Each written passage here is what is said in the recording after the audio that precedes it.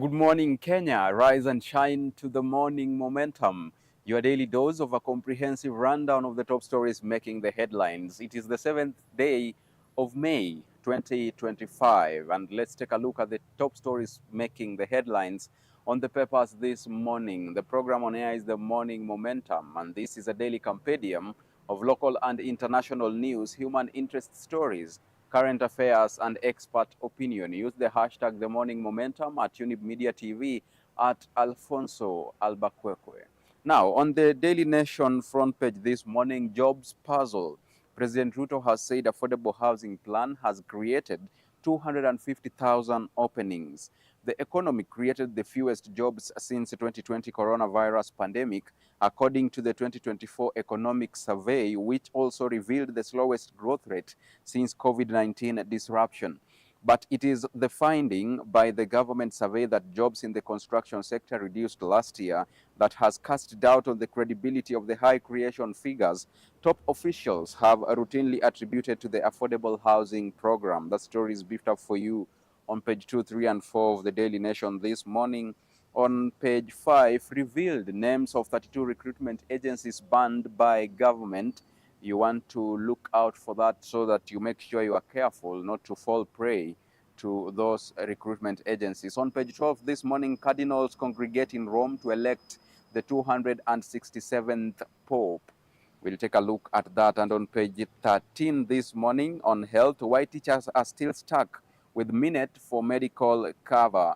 Although the contract for provision of medical insurance between the Teachers Service Commission and Minute Kenya is set to expire on November 30th, previous tender advertisements have failed to attract other qualified service providers to cover the more than 1 million individuals under the scheme. And on page 6 this morning, IEBC 2027 elections managers selected. President William Ruto has received names of nominees from the panel that interviewed candidates for electoral commissioners.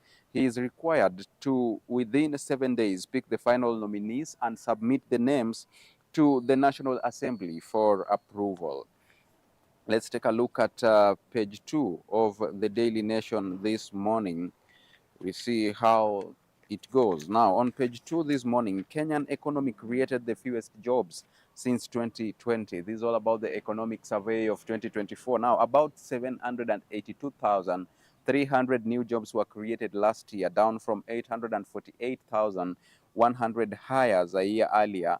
Data released by KNBS shows. Now, salaried workers continued to feel the pinch of a slowing economy as real wages, gross salaries, after accounting for inflation, fell for a fifth straight year. You want to catch up with that story on page 2. On page 3, still on the economic survey, puzzle over Ruto's 250,000 affordable housing openings. Survey says government added 200 new jobs, and despite claims by the government, the construction sector recorded job losses. On page 2 this morning, again, more boys than girls born for 10th straight year. Kenya recorded significantly more male births than female births in 2024, a trend that experts warn could affect future social balance. According to the 2025 economic survey released yesterday, 570,807 boys were born last year compared to 539,706 girls, resulting in a sex ratio of 106 males for every 100 females. You want to catch up with that on page 1, on page 3. On page 4 this morning, economy grew at slowest pace after anti-tax protests. Economy faces fresh hurdles, including President Trump's tariff war. The country's GDP grew by 4.7% compared to 5.7% the previous year. Now, Kenya's economy grew at its slowest pace last year since the coronavirus pandemic 4 years ago, hampered by floods, costly bank loans, and disruptions following anti-government protests against the finance bill. The country's GDP, that is gross domestic product, a measure of all economic activity, grew by 4.7% compared to 5.7% the previous year, according to the Kenya National Bureau of Statistics. On page 4 this morning, still on the health sector, spike in chest-related illness, malaria, and skin conditions. Kenya recorded an increase in new disease cases last year, revealing a growing prevalence of illness according to the comprehensive nationwide health survey. On page 5 this morning, names of 32 banned jobs agencies revealed. Most of the blacklisted agencies have been operating without being registered or with expired licenses. Labour CS Senator trade accusations over jobs program gone awry. Now, the government has revealed the names of 32 blacklisted recruitment agencies that Kenyans should avoid while searching for overseas jobs amid increased cases of job seekers being frauded. Further, the Directorate of Criminal Investigations has launched investigations into some 153 unscrupulous agencies with a view to prosecution. A majority of the agencies are either operating without being registered or with expired licenses. So all the names of those agencies that have been blacklisted is augmented for you on page 5. Check out for that and be vigilant while seeking for jobs overseas. Let's take a look at page 6. Team to oversee 2027 elections selected. This is all about the preparedness for the 2027 polls. The IEBC has not conducted voter registration since the 2022 elections due to absence of commissioners, and the president to forward names to National Assembly within 7 days for vetting. That story is beefed up for you on page 6. On page 7 this morning, uproar support as public hearings on CDF and other funds are held. The parents says bursaries provided through MP's offices have kept their children in school, and high courts find that constituencies fund was unconstitutional and was upheld by Court of Appeal and Supreme Court. You want to catch up with more of those insights on page 7. On page 7 again this morning, House State borrowed 975 billion shillings without MP's approval. Now, a lobby has said that failure by the National Treasury to submit the 2024-2025 revenue estimates to the National Assembly, alongside those of expenditure as required by law, allowed the government to borrow 974.9 billion shillings without the approval of MPs. The borrowed funds were used to finance recurrent expenditures, contrary to the Public Finance Management Act, which states that loans are supposed to be for development expenditure only. More of those insights are beefed up for you on page 7. Let's move on and take a look at page 8. Return of powerful chiefs with the 19,000 strong unit. Now, there are fears the force will take country back to more days of administrators with unchecked powers. Officers in new unit will work directly under national government administrators. Chiefs and their administrative superiors across Kenya have regained direct access to police support following the rollout of the National Government Administration Police Unit, NGAPU. At the helm of NGAPU, tasked with enhancing security at the grassroots, is Charles Mutama, who was recently appointed the unit's commandant, a career officer in the administration police. Mr. Mutuma now holds the rank of Assistant Inspector General. Let's take a look at page 10. Ruto moves to end Mau Forest and Kedong land battles in Narok. Mau Forest has over the years been used by politicians to gain political mileage. The president says no illegal settlers will be allowed back into the forest after it was fenced off by the state. And on page 12 this morning, church denies not inviting Njue. Cardinals meet in Italy. Vatican has said 2 cardinals would not be attending. Update says cardinals have raised values they will be looking for in the new pontiff. Africa would have had 18 cardinals among those voting for the 267th Pope of the Roman Catholic Church, in a process expected to send its first smoke signal on tomorrow. However, Kenya's John Cardinal Njue will not be among them, despite being under the age of 80 by April 21st when Pope Francis died. Cardinal Njue will not make it to the Vatican for health reasons. Nairobi Archbishop Philip Anyolo yesterday said Njue had been invited, contradicting a comment the Cardinal made the previous day that those who got to vote are usually called there, but quote unquote, I have not been invited, end of quote. It is not because of health, Cardinal Njue said. That story is beefed up for you on page 12. On page 13 this morning, why teachers are stuck with minute. Plans to transition tutors to social health authority stalled over lack of sufficient infrastructure. TSC published adverts for a new medical insurance provider, but there were no takers. You want to catch up with that story on page 13. Let's move on and take a look at the expert opinion. The lie we grew up with. You are tomorrow's leaders. Bad politics is not abstract. It kills people. It erodes public trust. It forces us into survival mode instead of innovation. That story is beefed up for you on page 14. Now, let's move on and take a look at more stories on this Daily Nation this morning, and that lands us to county news. We start with Nakuru County. Expired drugs, broken kits in county hospitals. Last month, another Senate probe uncovered rot in county hospitals. The Senate team report has exposed deep-rooted systemic failures in Mandera, Wachera, and Marsabit.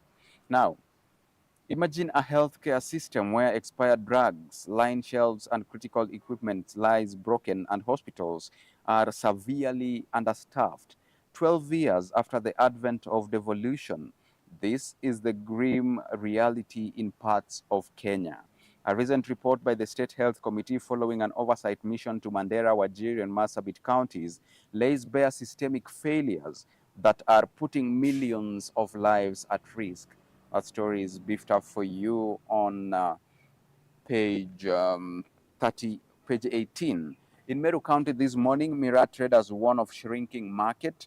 Now, Mira traders in Meru have raised concerns that a deepening dispute over pricing, fueled by business rivalry, is threatening to erode Kenya's only reliable export market for the stimulant in Somalia. Kenya exports around 30 tons of Mira to Somalia daily, earning over 20 million shillings, while an estimated 50 tons are sold locally, mostly in the northeastern region. Despite Agriculture Cabinet Secretary Mutahi Kagwe directive to double farm gate prices, exporters have resisted the move, citing high operational costs. Mr. Kagwe has issued an ultimatum: comply or risk license revocation.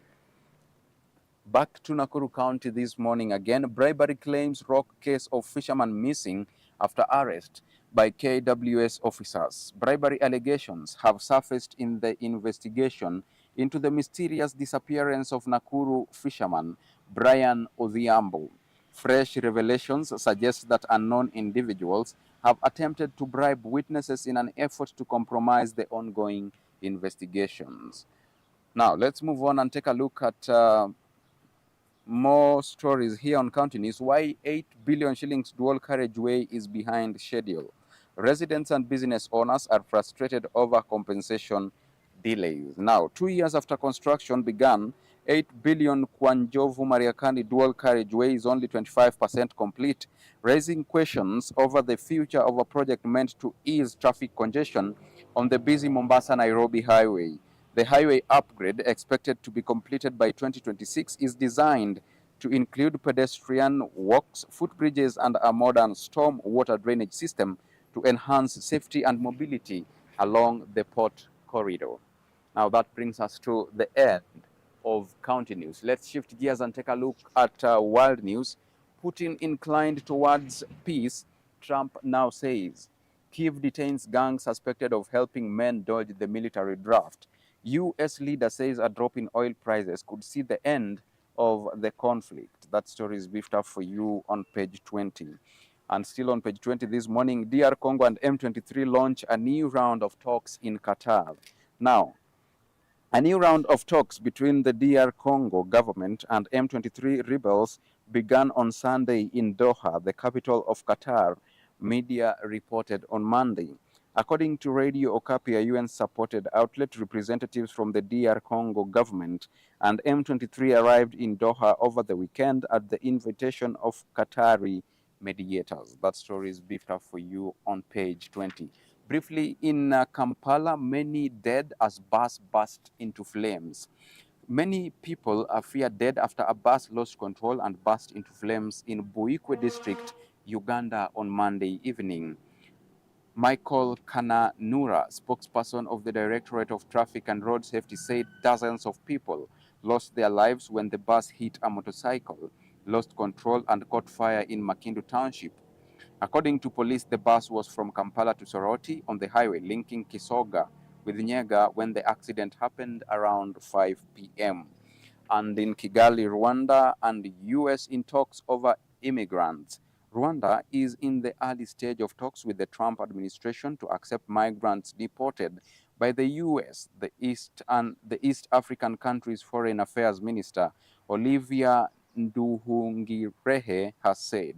His comments came after US Secretary of State Marco Rubio said last month that Washington was searching for countries that would take in some of the most despicable human beings. End of world news. Let's take a look at business news briefly. 66,804 face job losses as AGOA expires in September.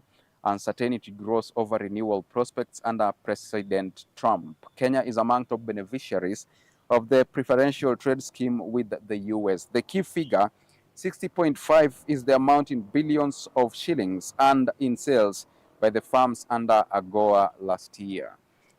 Now, also 5 banks defy CBK on loan rate cuts. 5 commercial banks raised interest rates in March against the expectation of cuts, placing them on a collision course with the regulator, which has threatened daily fines on banks denying borrowers lower charges. The overall weighted average lending rates of Access Bank, Kenya, ABC, DIB Bank, Kenya, Kingdom Bank and Guardian Bank went up according to fresh data from the CBK.